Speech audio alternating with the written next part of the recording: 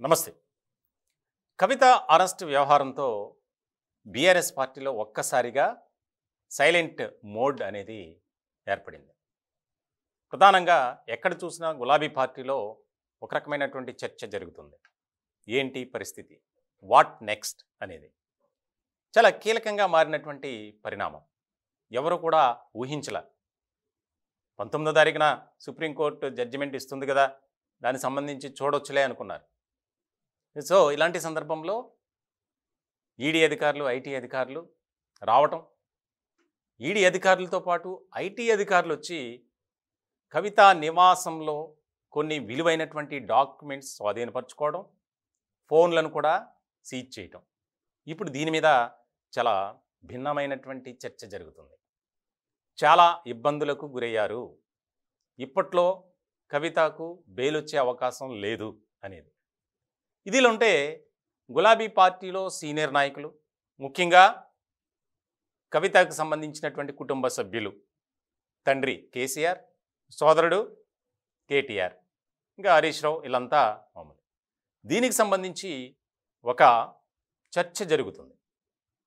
ఇప్పటికే కేటీఆర్ ఢిల్లీ వెళ్ళారు.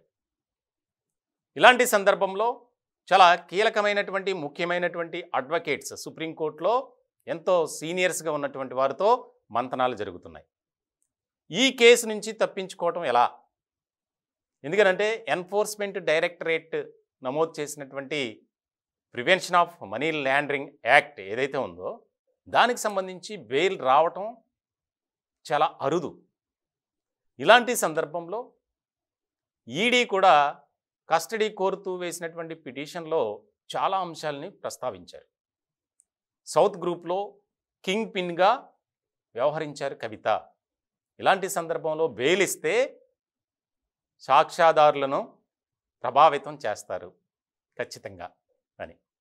ఇలాంటి సందర్భంలో వారు ఈడీ తరపు న్యాయవాదులకే మేజిస్ట్రేట్ కూడా ఇంట్రెస్ట్ చూపించారు. దానికి సంబంధించి వారి పరిధిలో కస్టడీని కోరుతూ ఇచ్చినటువంటి పిటిషన్ బేస్ చేసుకొని 7 రోజులు కస్టడీకి ఇచ్చారు.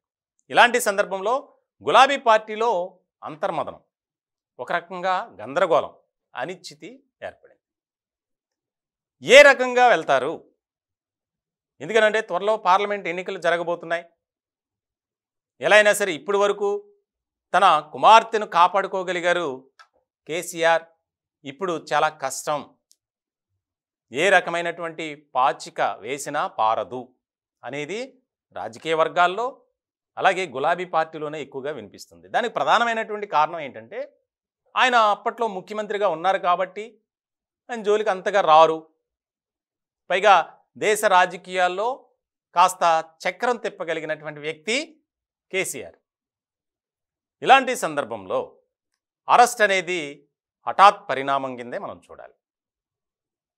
ఇటువంటి క్రమంలో పార్టీ తరపున, ముఖ్యంగా పార్టీని పక్కన పెడితే కుటుంబ సభ్యులుగా కేసీఆర్, కేటీఆర్, హరీష్ రావు, ఈ ముగ్గురు ఎలా మూవ్ అవుతారు? ఇప్పటికే ఈ వ్యవహారంలో కవిత భర్తకు కూడా ఈడీ నోటీసులు పంపించింది, సోమవారం విచారణకు రావాలని. ఇలాంటి నేపథ్యంలో ఏ రకమైనటువంటి న్యాయ సలహాలతో ముందుకు వెళ్తారు అనేది ఒకటి. బెయిల్ వచ్చే పరిస్థితి అయితే కనిపించట్లేదు అనేది ఒక వాదన, వారికి కూడా తెలుసు. కానీ తర్వాత జరిగే పరిణామాలనైనా మనం బ్రేక్ వేయగలగాలి. ఎవరైతే కవితతో క్లోజ్ అసోసియేషన్ కలిగి ఉన్నారో ఈ వ్యవహారానికి సంబంధించి కనీసం వారినైనా మనం బ్రేక్ చేయగలగాలి. ఇప్పుడు ఎవరైనా సరే, ఇప్పుడు కవిత భర్తను విచారణకు రమ్మన్నారు, అలాగే మళ్ళీ కొంతమందిని పిలుస్తారు. వారిచ్చేటువంటి స్టేట్మెంట్స్, సాక్ష్యాలు ఏవైతే ఉన్నాయో వాటితో మరింతగా కవిత ఇబ్బంది పడుతుంది అనేది ఇక్కడ మెయిన్ పాయింట్. ఎలాగో అరెస్ట్ అయ్యారు, ఖచ్చితంగా ఈ 7 రోజుల విచారణ తర్వాత మళ్ళీ జైల్లో ఉండాల్సిందే, అందరికీ తెలిసినటువంటి అంశమే. అంత తొందరగా అయితే బెయిల్ రాదు అనేది కొంతమంది న్యాయ నిపుణులతో కూడా మనం మాట్లాడాం, వారు కూడా అదే చెప్పారు. ఇట్లాంటి సందర్భంలో చాలా ముఖ్యమైనటువంటి పరిణామంగా ఇది మారబోతుంది. వాట్ నెక్స్ట్, ఏం చేయబోతుంది బీఆర్ఎస్ పార్టీ? ముఖ్యంగా తండ్రి కేసీఆర్, సోదరుడు కేటీఆర్.